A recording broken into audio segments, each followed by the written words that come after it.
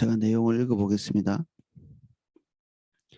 온유한 자는 복이 있나니 그들이 땅을 기업으로 받을 것이며. 한 번 더 읽겠습니다. 온유한 자는 복이 있나니 그들이 땅을 기업으로 받을 것이며. 아멘.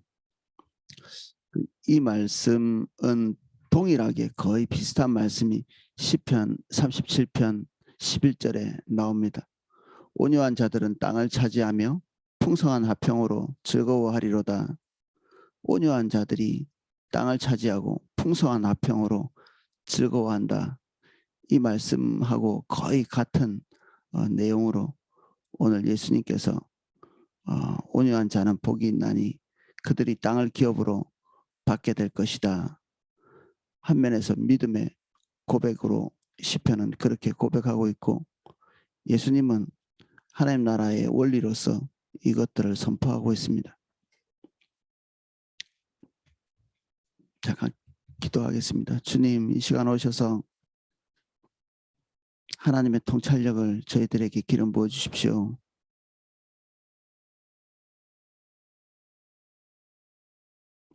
주님, 우리에게 더 가까이 오셔서 우리 각 개인이 느끼고 있는 두려움과 공포감들을 제해해 주십시오.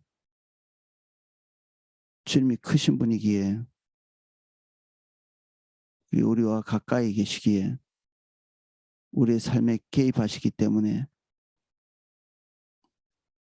또 당신의 백성과 함께 실제적으로 거주하시며 외적인 모든 압박에 대하여 우리를 보호하실 수 있기에 우리가 주님을 신뢰하고 주님께 통치권을 맡깁니다.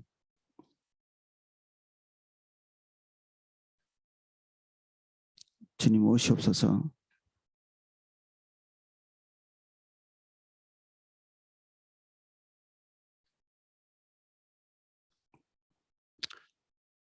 예수님 이름으로 기도합니다.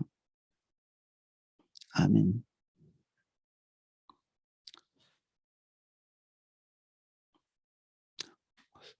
온유한 자가 또 다른 말로 온유하다, 이런 말 자체를 가난함으로 똑같이 번역할 수 있습니다. 우리 3절인가요? 심령이 가난한 자는 복이 있나니 천국이 그들의 것이며, 이렇게 할 수 있는데, 온유한 자라는 말도, 온유하다는 말도 가난하다는 말과 연관성이 깊이 있습니다.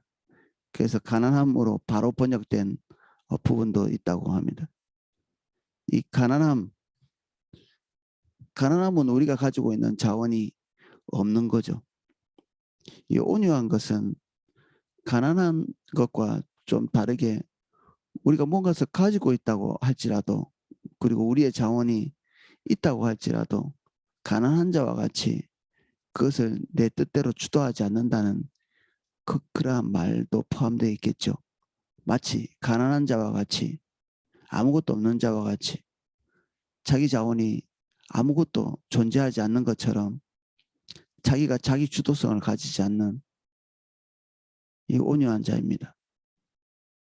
화면에서는 오온적으로 볼 때는 동물을 잘 길들여 가지고 말을 잘 듣게 한, 훈련이 잘 돼 있는, 그래서 제 뜻대로 하지 않는 짐승들, 말이나 소나 또 우리가 키우고 있는 그런 동물들이 제 뜻대로 하고 싶을 테지만 주인의 말에 잘 순복하고 주인의 기대를 따라서 움직이는 것처럼, 자기 본인들이 가지고 있는 힘, 파워, 그리고 자기 자원이 있지만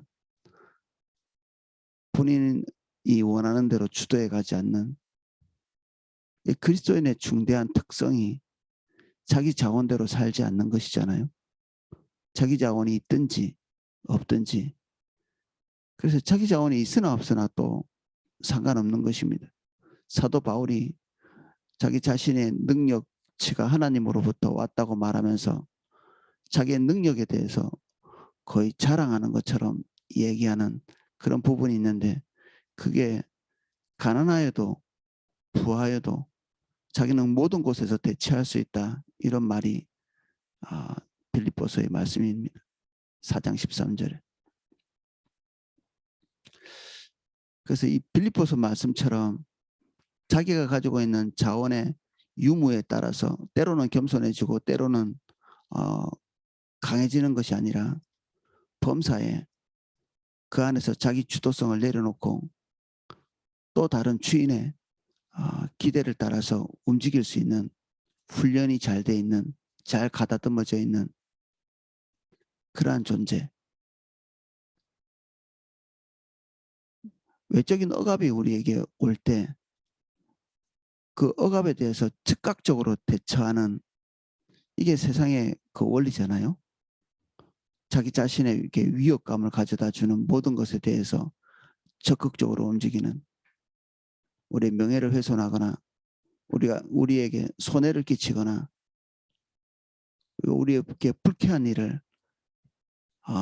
다소간에 한 사람들에게 우리는 우리 주도성을 잃지 않기 위해서 그를 응징하고 즉각적인 반응을 하는 온유한 것은 그러한 것들을 견디는 것입니다.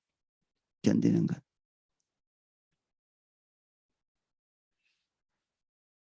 제 뜻대로 하지 않는 것. 노아의 홍수 때 그들이 마지막까지 생명을 부지할 수 있었던 방주. 그 방주의 기능 중에 하나는 그저 이렇게 해류를 따라서 흘러가는 것뿐이었죠. 전복되지 않고. 자기가 갈 길을 위해서 주도할 수 있는 키라든지 아니면 돛대라든지 그런 것들을 만든 흔적들이 없죠. 성경에는. 그저 침몰하지 않고 전복되지 않는 그 안에 모든 것을 다 담아둘 수 있는 그런 기능만 존재합니다. 그래서 일반적인 배와 방주가 제일 큰 특징 중에 하나죠. 결국 자기가 주도성을 가지지 못하고 하나님께서 인도하시는 대로 흘러가는 대로 갈 수밖에 없는 주체성이 없는 배라고도 볼 수 있습니다. 근데 이건 뭐 아무것도 없이 그냥 이게 주체성을 잃어버린 피동적 존재냐? 또 그렇다고 볼 수 없습니다.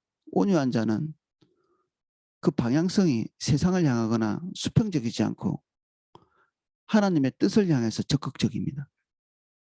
예수님처럼. 예수님은 하나님의 뜻이 자기 양식이라고 말씀하셨죠. 하나님을 향해서 수동적으로 그냥 닥치는 대로 반응하는 것이 아니라 하나님의 뜻을 성취시키기 위해서 능동적으로 움직이신 것을 볼 수 있습니다. 예수님께서. 그것이 온유한 것이죠. 우리는 우리 안전을 위해서는 적극적으로 움직이죠. 근데 하나님의 뜻이 우리에게 보일 때 우리는 때때로는 완강합니다. 하나님께서 우리에게 기대하시는 바가 무엇인지 어렴풋이 알고 있지만 우리가 정하고 있는 목표가 더 소중하기 때문에 우리를 인도해 가고 계시는 하나님의 어떤 방향성, 우리에게 불어오는 성령의 바람 이런 것들에 저항합니다.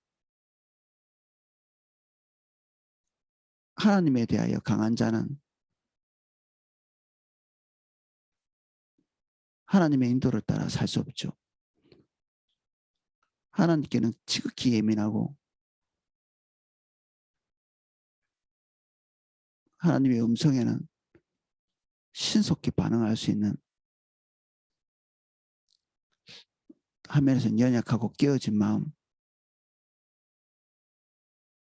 그리고 주님이 주도해 가시고자 하는 그 주도성에 우리의 주도성을 굴복시키는 그것이 온유한 자입니다. 철학자들 중에 무신론을 기반으로 한 철학자들이 있습니다. 하나님이 살아계셔. 그리고 그 아래서 자기의 생각을 정리해가는 철학자가 있는가 하면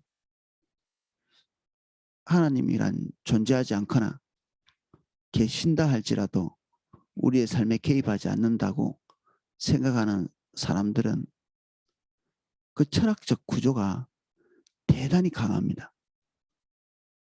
자기 주도성이 하나님께서 우리를 주도하시는 그 아주 자연스러운 영역까지도 자기 자신들이 다 의미를 부여하고 주도성을 가지는 굉장히 강력한 그 생각의 구조를 가지고 있습니다. 니체나 사르트르,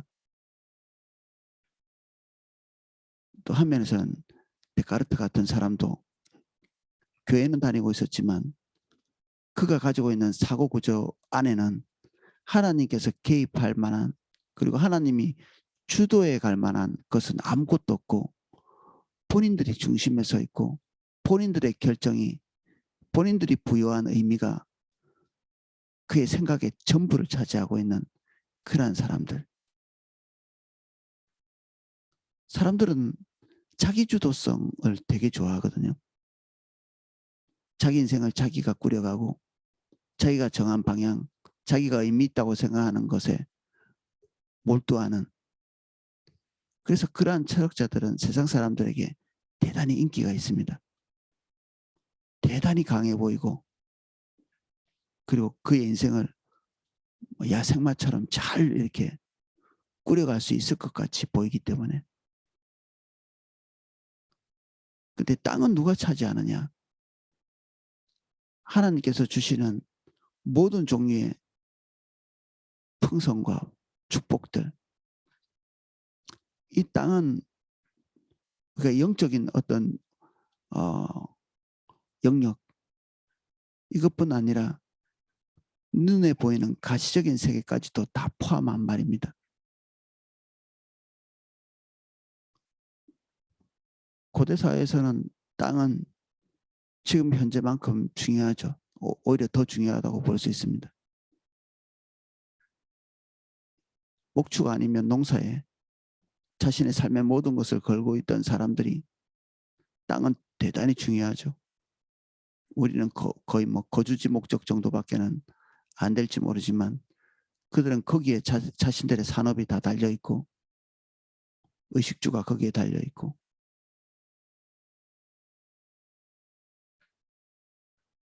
그것이 생존에 필요한 모든 것을 주는, 이 땅에서는 그러한 기능을 하고 있죠. 그것까지도 다 포함해서 하나님께서 우리에게 그러한 것들을 공급할 수 있는 기반을 우리 차지가 되게 하게 하시겠다. 그래서 우리가 세상에서 시시비비를 가리는 일에 예민할 필요가 없습니다. 시시비비를 가리는 일. 우리는 우리 것을 확보하기 위해서 거칠어지고 그리고 예민해지고 그리고 우리 주도성을 가지고 상대방과 대립하는, 우리의 명예를 확보하기 위해 이 땅에서 우리가 필요로 하는 모든 것을 쟁취하기 위해서 거칠어지잖아요. 지금 현재 외부적인 압박이 와서 우리 것들을 박탈하고 있는 느낌을 주는 그런 순간에도 사람과의 관계 안에서 대단한 피로감을 느낄 수 있는 그런 상황에서도 오늘 내가 원하는 대로 나의 언어와 나의 생각, 나의 외부적인 행동을 그 외부적인 압박과 싸워서 대립하고 그것을 이기기 위해서 움직이는 것이 아니고 그 외부적인 상황에 대해서 하나님이 기대하시는 바를 따라 대응하고 생각하고 자기가 원하는 대로 반응하지 않는, 그래서 그에게 얻게 되는 것은 자기 노력으로 쟁취한 어떤 소득이 아니고 하나님께서 상급처럼 주시는 땅이죠. 땅의 주인은 하나님이시죠. 우리가 쟁취하고 싶은 그 상급의 출처는 하나님이십니다. 그냥 땅에 아무것도 없이 그냥 손에 쥐는 자가 차지하는 그런 종류의 기회가 아닙니다. 이 땅에 있는 모든 것의 소유주는 하나님이시죠. 땅의 소유주도 하나님이시고 우리가 이 땅에 살면서 필요로 하는 모든 종류의 재화들이 하나님의 소유입니다. 소유를 나누어 주시는 것은 하나님이시죠. 각자에게 쟁취하도록 이렇게 흩어 뿌려진 것이 아닙니다. 그것은 일정한 방향성을 향해서 하나님께서 가도록 주도하실 수 있습니다.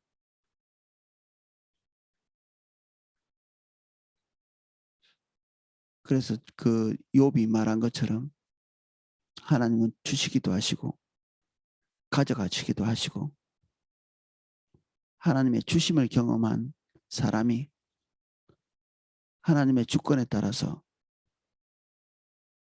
잃게 되기도 하는, 때로는 하나님께서 부도 주시고 그리고 극한의 가난도 주셔서 때거리가 없게 되기도 하는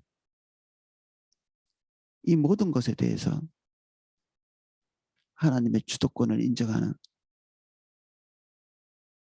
그게 화면에서는 욥이고 화면에서는 사도 바울이고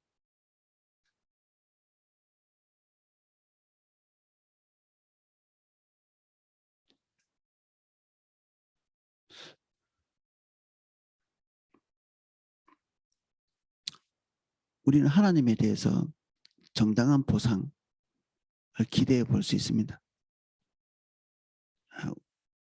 손해보는 것, 이것 자체가 우리의 삶의 목표는 아닙니다. 우리가 차지해야 될 정당한 것에 대해서 궁극적으로 그 모든 결과를 하나님께 맡기는 그런 얘기를 하고 있는 거죠.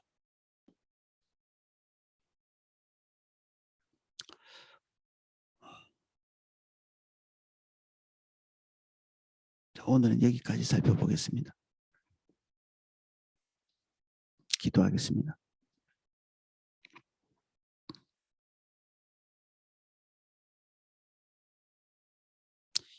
주님, 우리가 우리의 이득을 위해서 주도권을 가지고 움직이지 않도록 도와주십시오. 잘 훈련된 말과 같이 또는 잘 훈련된 짐승같이 우리의 힘과 자원이 있지만 우리의 주도권을 따라 이 모든 것을 쓰지 않게 해주십시오. 때로는 우리가 아무것도 가진 것이 없기에 우리가 우리 마음대로 우리의 뜻대로 할 수 없는 것이 우리에게 원한으로 쌓이지 않게 해주십시오.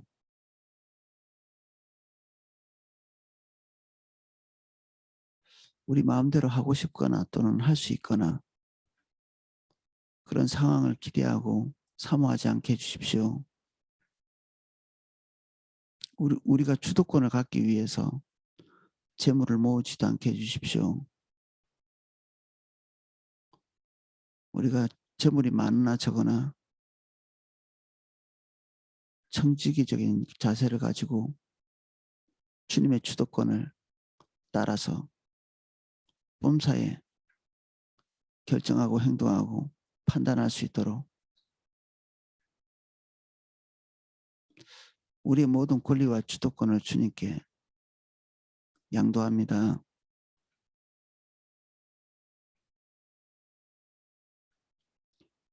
외부적인 압박들이 올 때도 두려워하지 않게 해주십시오. 우리의 마음의 모든 압박들을 향해서 우리가 완전히 자유롭게 해주십시오.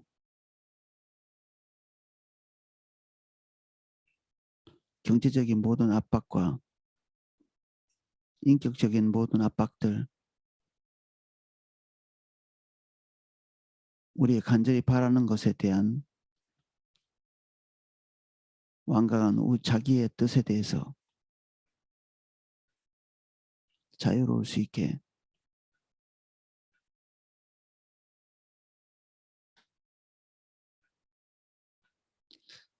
여기 모인 한 분 한 분을 예수님 이름 축복합니다. 오늘 하루 아무도 자기 뜻대로 사는 자가 없도록 우리를 군사로 모집한 자를 기쁘게 하는 자같이 살 수 있게 주님 우리에게 말씀해 주십시오. 우리가 순종하기 원합니다.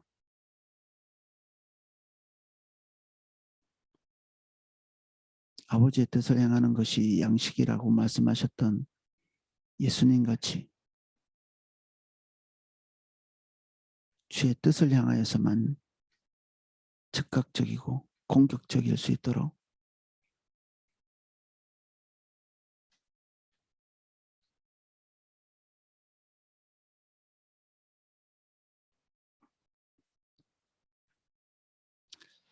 예수님 이름으로 기도합니다.